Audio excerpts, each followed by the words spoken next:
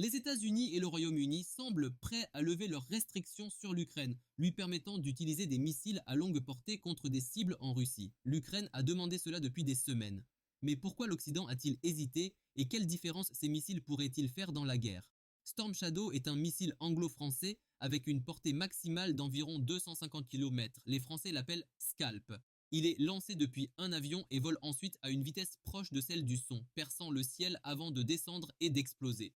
Storm Shadow est considéré comme une arme idéale pour pénétrer dans des bunkers et des dépôts de munitions.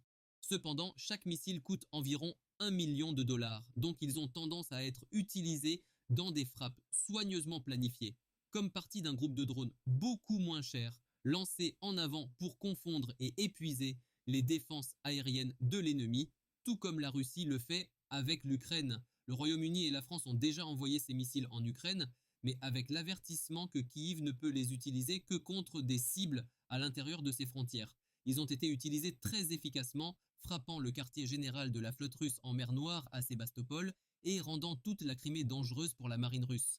Les experts disent que Storm Shadow a été une arme très efficace pour l'Ukraine, frappant précisément des cibles bien défendues sur le territoire occupé. Les villes et les lignes de front de l'Ukraine sont sous des bombardements quotidiens de la part de la Russie. Beaucoup des missiles et des bombes planantes qui causent des ravages sur des positions militaires, des blocs d'appartements et des hôpitaux sont lancés par des avions russes depuis le fond du territoire russe.